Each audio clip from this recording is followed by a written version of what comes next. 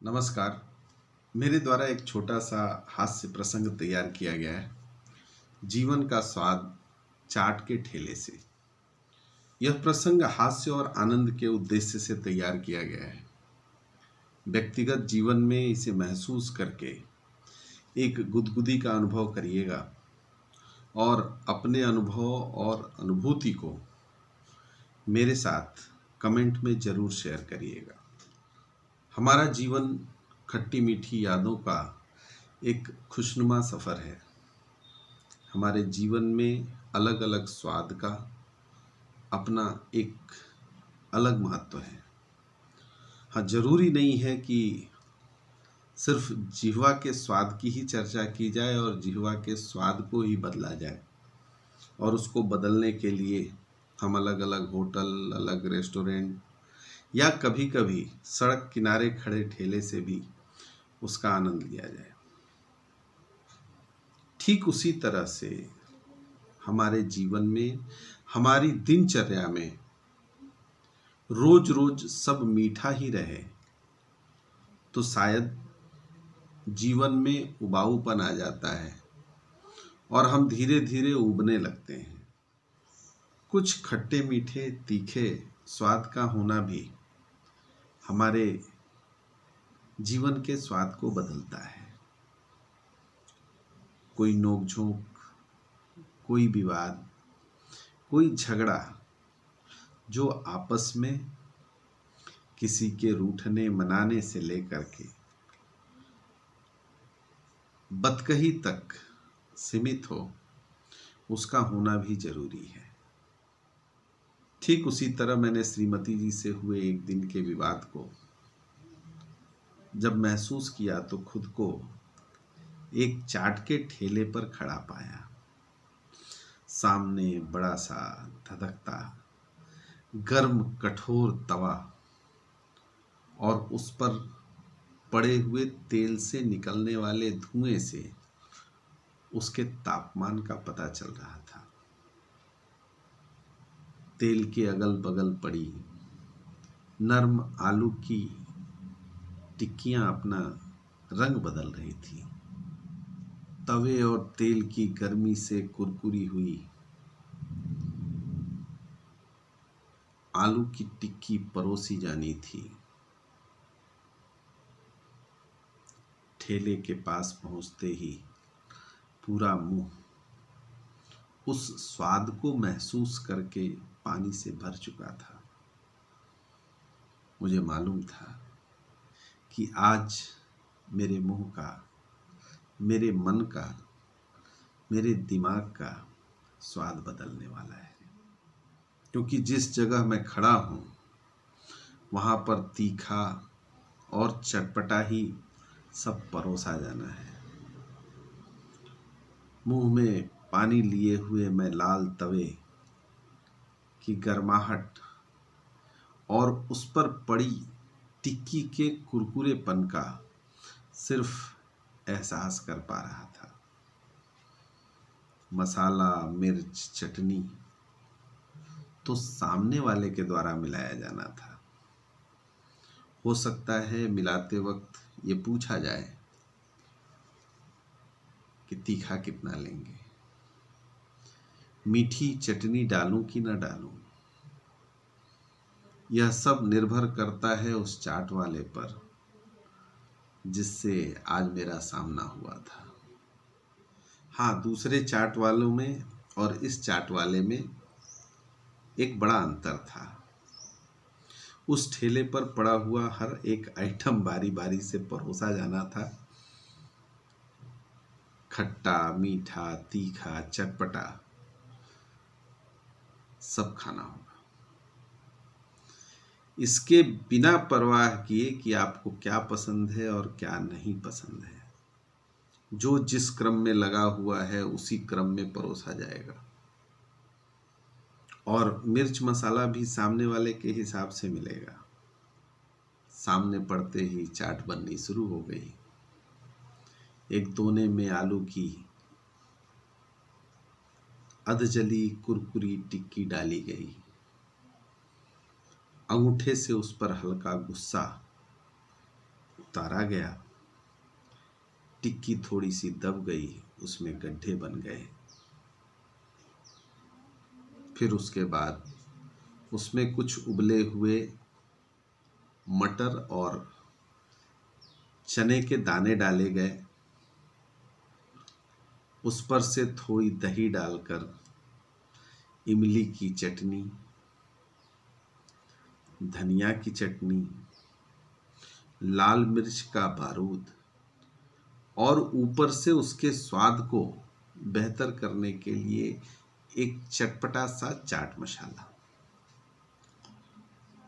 और यह सब मेरी आंखों के सामने हो रहा था।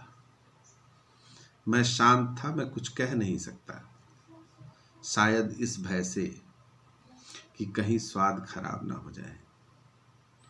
अक्सर किसी खाद्य सामग्री के बनाते समय सुझाव देने पर उसमें अगर कोई खराबी हो जाए या कमी रह जाए तो वो सारा का सारा आरोप सामने वाले पे ही डाल दिया जाता है। अतः स्थिति की आवश्यकता शांत रहने की थी। तवे से टिक्की उठाते समय जले हुए हाथ से लेकर के और दोने में सामने वाले को परोसे जाने तक की लगी मेहनत परोसने वाले के आंखों में झलक रही थी। शायद तवे की गर्मी से वो आंखों में लालपन भी देखा जा सकता था। दोने में पड़ी साजो सज्जा के साथ दबी टिक्की के कलेजे में एक लकड़ी का चम्मच गाड़कर मुझे परोसा गया। स्वाद एकदम घरेलू, सुपाच्य। हमारे पास मना करने का कोई विकल्प नहीं था, क्योंकि हम तो खुद ही चल कर आए थे उस ठेले के पास। मैंने टिक्की के कलेजे से वो चम्मच निकालकर उसके किनारे से काट कर उठाया और मुंह के अंदर डालते ही उस गर्म टिक्की ने मेरी जीभ जला डाली। जली हुई जीभ पर लाल मिर्च का बारूद चटचटाने लगा। सामने वाले ने पूछा, सब ठीक है ना? स्वाद कैसा है? जली हुई जीभ और मिर्च के तीखेपन पर काबू करके आंख और मुंह का पानी दबाते हुए मैंने मौन अभिव्यक्ति से सिर हिलाते हुए कहा, हाँ सब ठीक है, बहुत बढ़िया है। बस क्या था, परोसने वाले के अंदर जोश भर गया। हाथ और तेजी से चलने लगा, यह मानकर कि सामने वाले को सब बहुत अच्छा लग रहा है। और चटपटा तीखा आइटम परोसने की तैयारी होने लगी। जब तक खड़े थे तब तक अधिक से अधिक और चटपटा आइटम खाने के लिए मिलेगा। इसका आभास मुझे था कि जायकेदार मसालेदार सारी चीजें आज परोसी जाएंगी। जैसे ही टिक्की का दोना खाली हुआ और मुंह के अंदर जीभ को घुमाकर मैं खट्टे तीखे स्वाद को व्यवस्थित कर ही रहा था कि हाथ में एक खाली प्लेट पकड़ा दी गई। इससे पहले कि मैं कुछ कहता या पूछता, उस पर एक फूली हुई ऊपर से फूटी तीखे पानी से लबालब फुल्की आकर के उसमें बैठ गई। वह पानी भी कोई साधारण पानी नहीं था। धनिया, पुदीना, मिर्ची, मसाला, खटाई, आमचूर सबके साथ मिली खुली सबका स्वाद लिए हुए पानी था। अभी मुंह के आकार के साथ उसका नाप तोल कर ही रहा था कि दूसरी फुल्की भी आकर के प्लेट में बैठ गई। आकार में बड़ी होने के कारण फुल्की अभी मुंह के अंदर आधा ही घुसी थी कि फूट गई। जितना पानी मुंह के अंदर गया उसका तो स्वाद मिल पाया, लेकिन आधा पानी मेरे मुंह के निचले हिस्से को धोता हुआ गले तक आ गया। शुक्र था कि गला बाहर से बंद था, नहीं तो शायद गला पकड़ लेती। फिर तो कुछ देर तक फुल्कियां आती रहीं, प्लेट में बैठती रहीं और मैं उनका स्वाद अपने मुंह में उतारता रहा। मुंह के अंदर जाते हुए तीखेपन और तीखे स्वाद से अब मेरा मन भरने लगा था। मुझे मालूम था कि जब तक हाथ में प्लेट रहेगी तब तक कुछ न कुछ तीखा चटपटा इसमें पड़ता रहेगा।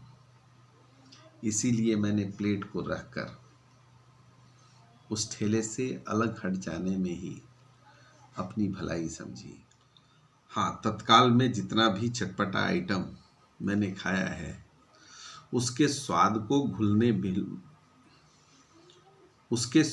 घुलने भुलाने में तो कुछ समय लगेगा। थोड़ा समय लगेगा, ये तीखापन भी चला जाएगा।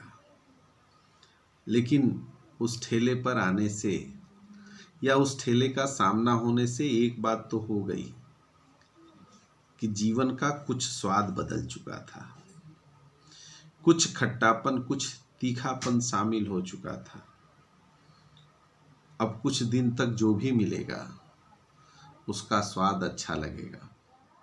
आपके जीवन में भी कभी कोई विवाद या अनबन हो तो खुद को किसी चाट वाले के ठेले पर खड़ा महसूस कीजिएगा और जीवन के उस तीखे चटपटे स्वाद का आनंद लीजिएगा। नमस्कार।